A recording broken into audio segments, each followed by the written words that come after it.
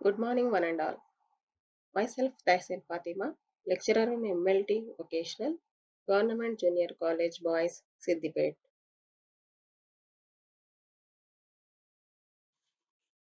In this video, we are going to take a topic from second year biochemistry, second unit separation techniques.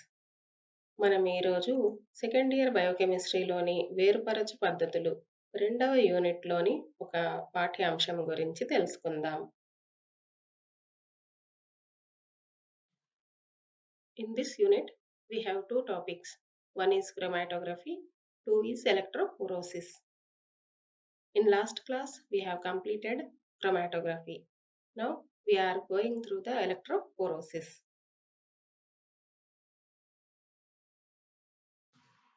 Our second topic is electrophoresis. Let us see the introduction of electrophoresis. Arne Tiselius is known as father of electrophoresis. He belongs to Sweden country. He won the Nobel Prize in Chemistry in 1948 for his research on electrophoresis and adsorption analysis, especially for his discoveries concerning the complex nature of the serum proteins. Electrophoresis పరిచయము. ఆర్న్ టిసిలియస్ను electrophoresis పితామహుడు అంటారు. ఈయన Sweden దేశానికి చెందిన రసాయన శాస్త్రవేత్త. ఈయన గుర్రం యొక్క సీరం నుంచి ఆల్బుమిన్స్ మరియు ఆల్ఫా బీటా గామా రకానికి చెందినటువంటి గ్లోబ్యులిన్లను ఎలక్ట్రోఫోరోసిస్ ప్రక్రియ ద్వారా వేరుపరిచినాడు.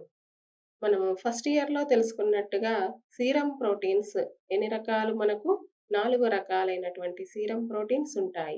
1 ఆల్బుమిన్స్, 2 గ్లోబ్యులిన్స్, 3 fibrinogen, 4 prothrombin. Definition of electrophoresis. Electrophoresis is defined as the migration of the charged particles through a solution under the influence of an external electric field. Ions that are suspended between two electrodes tends to travel towards the electrodes that bears opposite charges. Electrophoresis నిర్వచనం. ఒక ద్రావణంలో గల ఆవేశం కలిగిన అణువులు బాహ్య విద్యుత్ ప్రభావానికి లోనైనప్పుడు అవి విరుద్ధ ఆవేశం కలిగిన ఎలక్ట్రోడ్లు గల ధ్రువాల వైపుకు ప్రయాణించి వేరు చేయబడతాయి. ఈ ప్రక్రియను ఎలక్ట్రోఫోరోసిస్ అంటారు.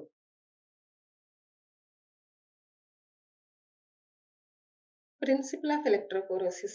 Electrophoresis is a general term that describes the migration and separation of charged particles under the influence of an electric field. An electrophoretic system consists of two electrodes of opposite charge, positive charge that is called as anode, negative charge that is called as cathode, connected by a conducting medium called as an electrolyte. సూత్రము. Electrolyte ద్రావణం గల విద్యుత్ క్షేత్రంలో ఆవేశం గల అణువులు పరస్పరం విరుద్ధ ఆవేశాలు గల యానోడ్ వైపుకు మరియు క్యాథోడ్ వైపుకు ప్రయాణిస్తాయి. ఆ విధంగా అణువులు వేరు చేయబడతాయి. పాజిటివ్ ధనావేశంను యానోడ్ అని, నెగిటివ్ రుణావేశంను క్యాథోడ్ అని అంటారు.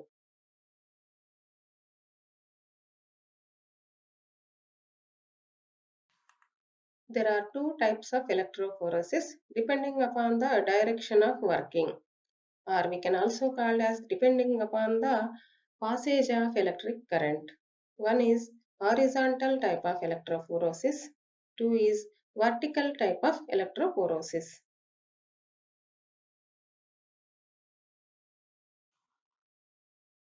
Then we have types of electrophoresis. There are majorly classified into two types. One is zone electrophoresis, two is moving boundary electrophoresis.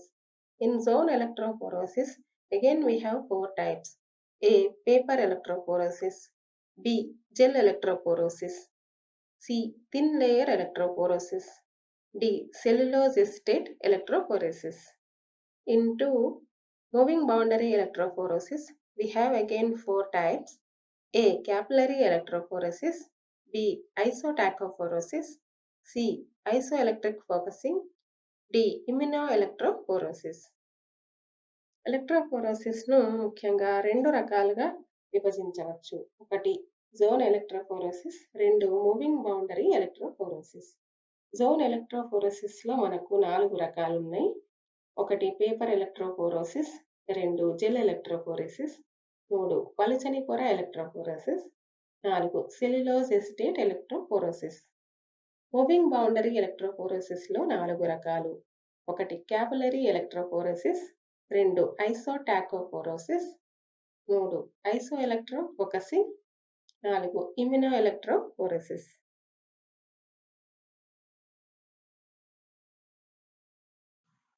ఎలక్ట్రోఫోరోసిస్ను ప్రభావితం చేయు అంశాలు. Factors that affecting electrophoresis. There are 4 types. 1 is electric field, 2 is sample, 3 is buffer, 4 is supporting medium. This is the general procedure of paper electrophoresis. First, filter paper selection.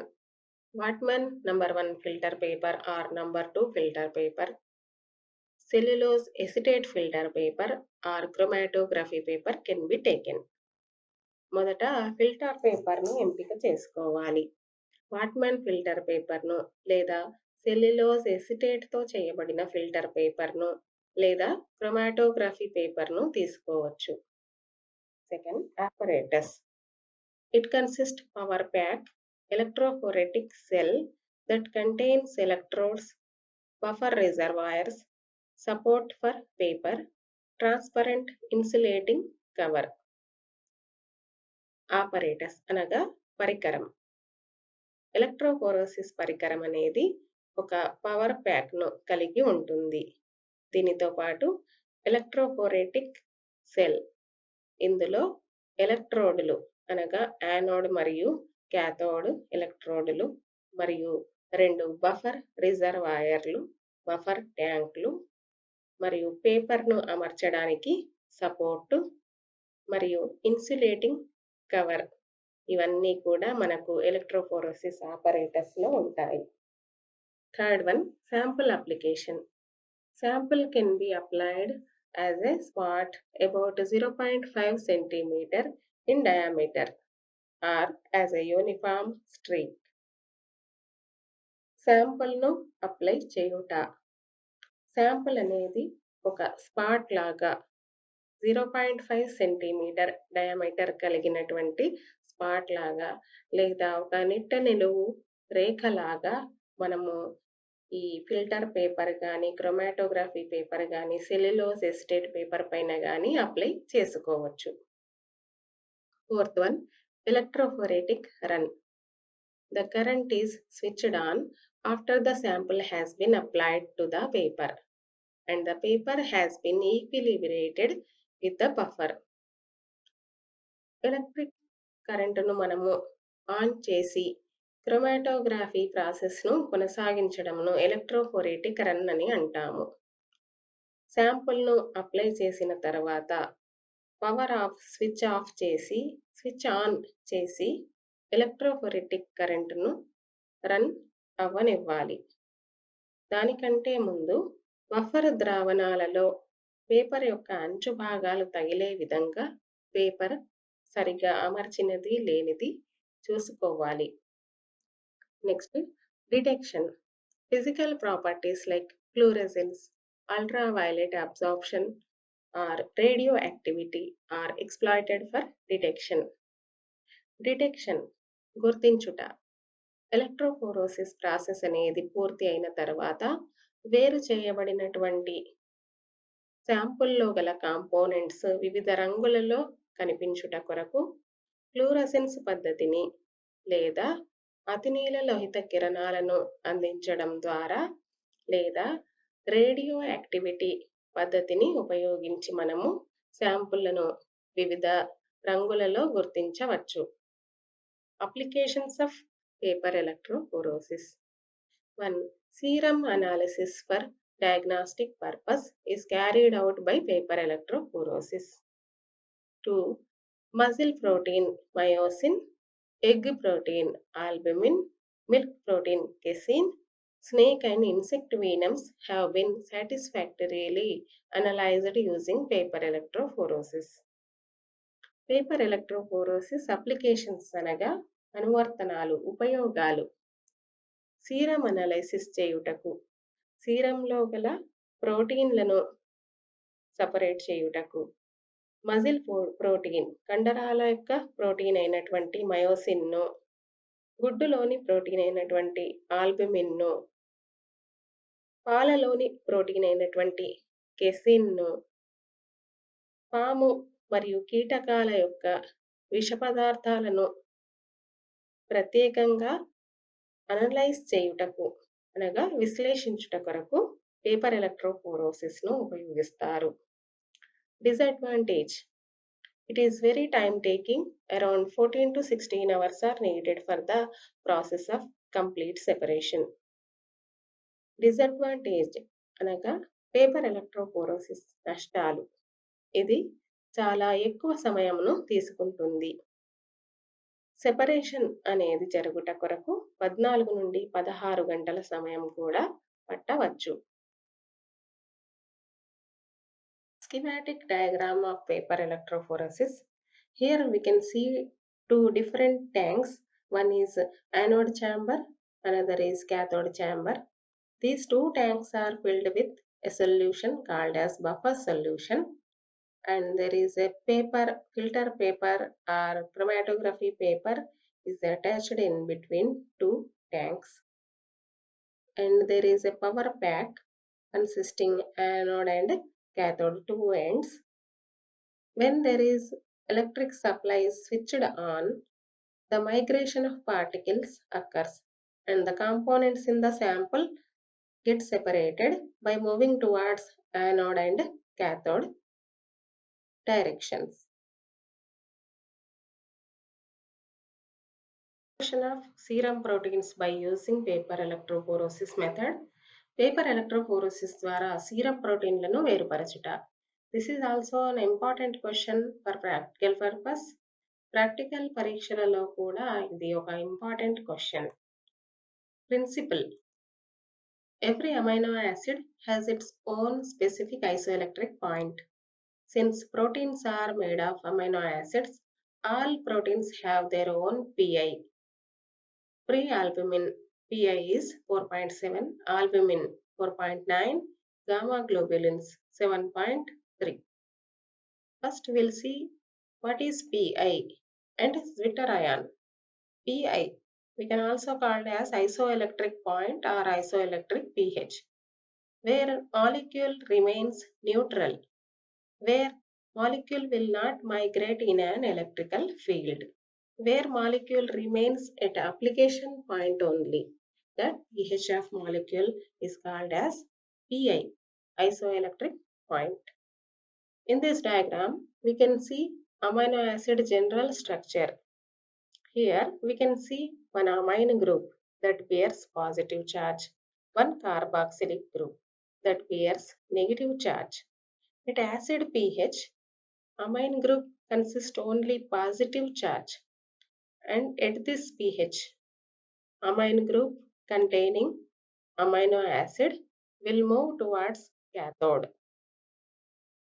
And at alkaline pH, we can see amino acid contain only negative charge and it moves towards anode, positive charge containing pole. But at 1 pH, where the amino acid containing positive charge and negative charge, so the net charge on amino acid positive and negative, that means net zero charge. Why? Because both charges are neutralized. At that pH, amino acid containing zero charge, amino acid is unable to migrate. That pH is called as isoelectric pH, and the amino acid that is containing neutral charge is called as zwitterion. Isoelectric point అనగా ద్రావణంలోని అణువులు ఎటువంటి ఆవేశము లేకుండా తటస్థ స్థితిలో ఉండే pHను PI అంటారు. ఈ స్థితిలో అణువులు శాంపుల్ అప్లై చేసిన ప్రాంతం వద్దనే ఉంటాయి. వీటిని zwitterionలని అంటారు.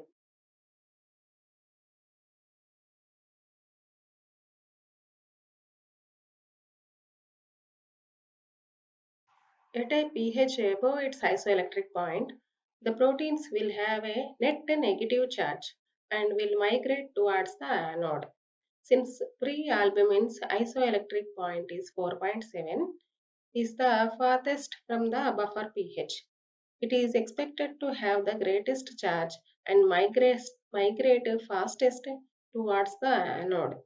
Since the gamma globulin's isoelectric point is 7.3, is the closest to the buffer pH.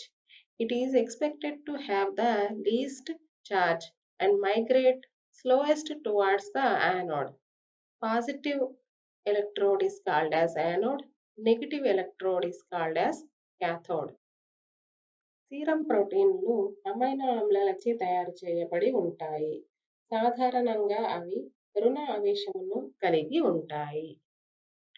Albumin 4.7 మరియు గ్లోబ్యులిన్లు 7.3 pHలను ఐసోఎలెక్ట్రిక్ పాయింట్గా కలిగి ఉంటాయి. కావున ఆల్బుమిన్లు త్వరగా కదిలి ధనావేశం గల యానోడ్ వైపునకు చేరుతాయి.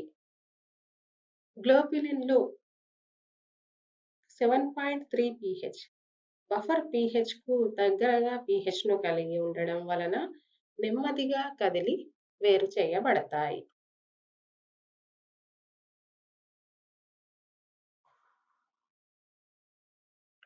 Requirements: 1. Filter paper. 2. Vernal buffer solution. 3. Electrophoresis apparatus. 4. Fixative solution. 5. Eluting solution. 6. Detecting agents. Sample. Sample is patient serum sample. కావలసినవి: 1. Filter paper. 2. వెర్నాల్ బఫర్ ద్రావణం. 3. ఎలక్ట్రోఫోరెసిస్ పరికరం. 4. ఫిక్సేటివ్ ద్రావణం. 5. ఎల్యూటింగ్ ద్రావణం. 6. డిటెక్టింగ్ ద్రావణం. శాంపుల్ పేషెంట్ యొక్క serum sample. We will see the procedure. First, cut the filter paper with required dimensions. 2. Fill the anode and cathode tanks with vernal buffer solution. 3. Place the filter paper in between two buffer tanks as the two ends of paper dipped sufficiently in buffer solution. 4. Apply the sample as a microspot, then switch on the electric supply. 5. After 12 to 16 hours of rundown, switch off the power supply. 6. Take out the filter paper and stain with bromophenol blue solution. Then air dry the paper. 7. Then place the filter paper in 45% methanol containing beaker for fixation about 30 minutes. Then air dry and cut the spotted bands of filter paper into different pieces. 8. Then place the filter paper strips in beakers containing destaining solution, that is 10% acetic acid plus water, for 1 hour.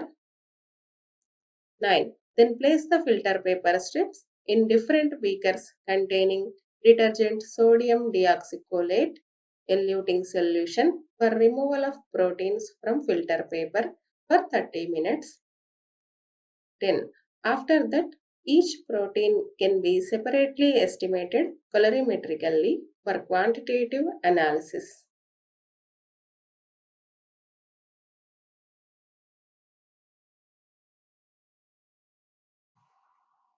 Paper electrophoresis ద్వారా serum ప్రోటీన్లను వేరు చేయు విధానం.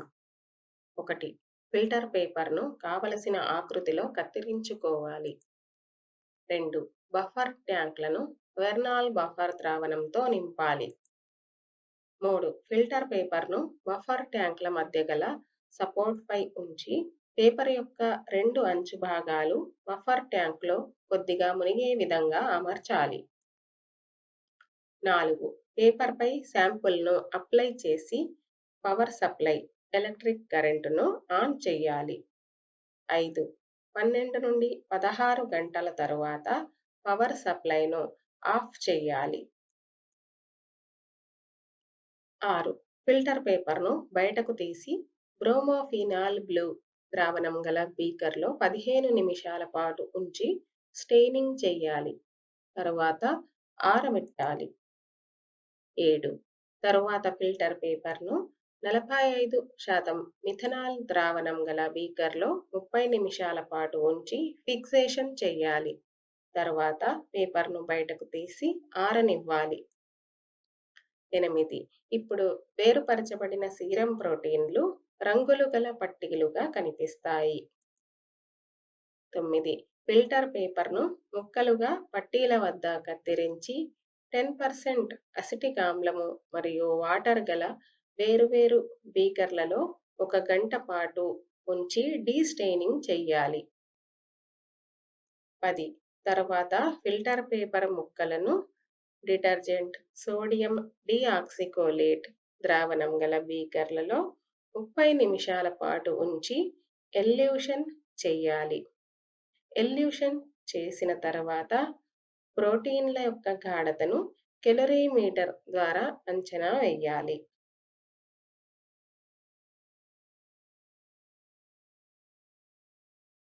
Result: separated serum proteins appear like coloured bands. వేరు చేయబడిన serum ప్రోటీన్లు రంగులు గల పట్టీల వలె కనిపిస్తాయి. Normal pattern of serum electrophoresis. Electrophoresis ప్రక్రియ ద్వారా సాధారణ సీరం ప్రోటీన్లు ఈ విధంగా కనిపిస్తాయనేది మనము ఈ డయాగ్రామ్లో చూడవచ్చు. There are separated albumins, alpha and beta and gamma globulins.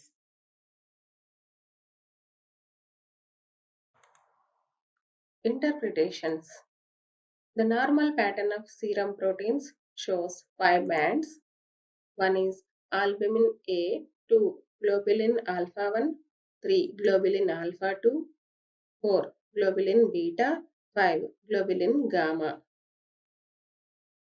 As we can see in picture, in case of multiple myeloma, a type of leukemia, or we can also called as blood cancer, we can see slight increase in albumin and alpha 1 and alpha 2 globulins. We can see the curve, increased curve at albumins and gamma and alpha 1 and alpha 2 globulins. A huge increase in globulin gamma and a slight decrease in globulin beta. At globulin beta, we can see decreased curve. Multiple myeloma రకానికి చెందిన blood cancer వ్యాధిలో serum ప్రోటీన్లలో albumin మరియు alpha 1, alpha 2 గ్లోబులిన్లలో కొద్దిగా పెరుగుదలను గమనించవచ్చు. Gamma గ్లోబులిన్లో పెరుగుదల అత్యధికంగా ఉంటుంది మరియు బీటా గ్లోబులిన్లో తగ్గుదలను గమనించవచ్చు.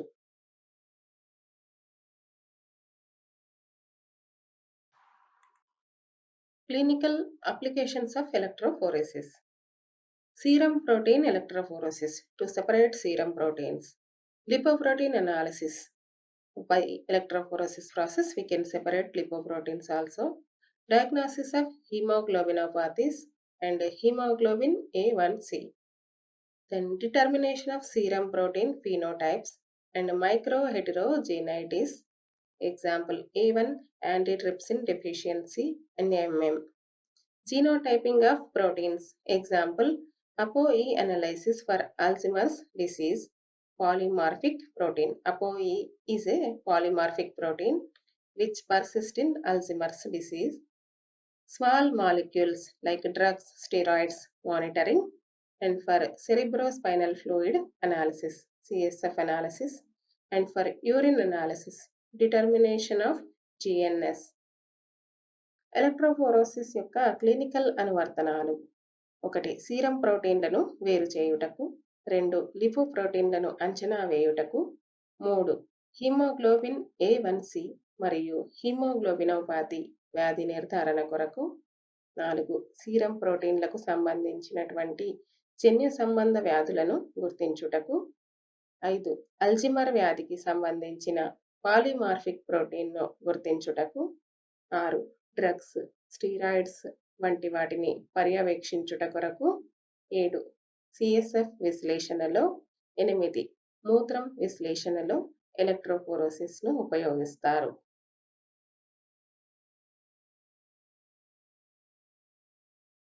With this we concluded electrophoresis. Now assignment part. ప్రత్యేకంగా కేటాయించిన పనులు. Assignment 1. Practice the diagram of electrophoresis. 2. Who is the father of electrophoresis? 3. What do you mean to by Pi and zwitterion? 4. What are the serum proteins? 5. What is multiple myeloma? 6. Is chromatography or electrophoresis? Which separation technique is faster? అసైన్మెంట్లో మనము ఈరోజు క్లాస్కు సంబంధించినటువంటి కొన్ని ప్రశ్నలు. 1. Electrophoresis పరికరము diagram నేర్చుకొనుట. 2. Electrophoresis పితామహుడు ఎవరు? 3. Pi అనగానేమి మరియు zwitterion అనగానేమి? 4. సీరం ప్రోటీన్ల పేర్లు తెలపండి. 5. మల్టిపుల్ మయలోమా అనగానేమి? 6.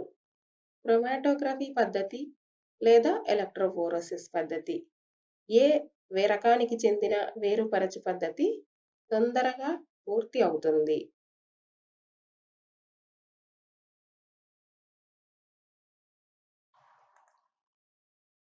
Now we will see some important questions to learn for IPE examinations from this second unit, separation techniques. First, short answer type questions. 1. What are separation techniques? 2. Define chromatography and types of chromatography. 3. Classification of chromatography. 4. Define stationary phase and mobile phase. 5. Write the principle of chromatography. 6. Write the applications of chromatography. 7. What is RF value? 8. Define electrophoresis and types of electrophoresis. 9. What is the principle of electrophoresis? 10. Applications of electrophoresis. ఇప్పుడు మనము IPE board ఎగ్జామ్కు సంబంధించినటువంటి కొన్ని ముఖ్యమైన ప్రశ్నలను తెలుసుకుందాము. ఇవి మొత్తము second unit వేరుపరచు పద్ధతులు నుండి తీసుకోబడినటువంటి ముఖ్యమైన ప్రశ్నలు. ముందుగా షార్ట్ ఆన్సర్ టైప్ క్వశ్చన్స్. 1. వేరుపరచు పద్ధతులు అనగానేమి? 2. క్రోమాటోగ్రఫీ నిర్వచనము తెలపండి మరియు క్రోమాటోగ్రఫీ రకాలను రాయండి. 3. క్రోమాటోగ్రఫీ వర్గీకరణను తెలపండి. 4. స్థిర ప్రావస్థ అనగానేమి? చర ప్రావస్థ అనగానేమి? 5. క్రోమాటోగ్రఫీ సూత్రమును తెలపండి. 6. పేపర్ క్రోమాటోగ్రఫీ ఉపయోగాలు రాయండి మరియు థిన్ లేయర్ క్రోమాటోగ్రఫీ ఉపయోగాలు రాయండి. 7. ఆర్ఎఫ్ విలువ అనగానేమి? 8. ఎలక్ట్రోఫోరోసిస్ను నిర్వచించండి మరియు ఎలక్ట్రోఫోరోసిస్ రకాలను తెలపండి. 9. ఎలక్ట్రోఫోరోసిస్ సూత్రము తెలపండి. 10. ఎలక్ట్రోఫోరోసిస్ అనువర్తనాలు అనగా ఉపయోగాలు రాయండి.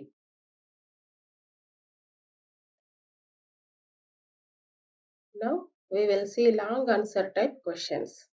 First one, write the principle, types and classification of chromatography.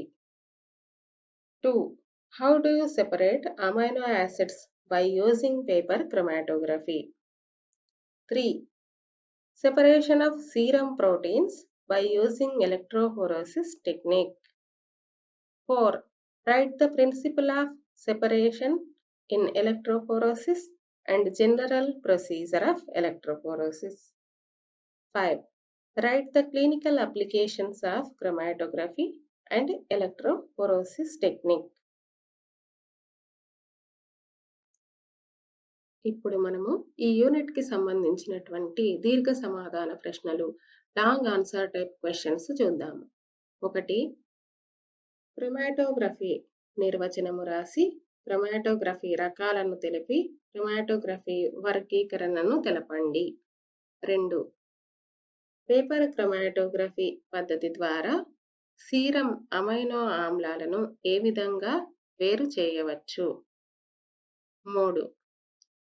Paper electrophoresis పద్ధతి ద్వారా సీరం ప్రోటీన్లను ఏ విధంగా వేరు చేస్తారు?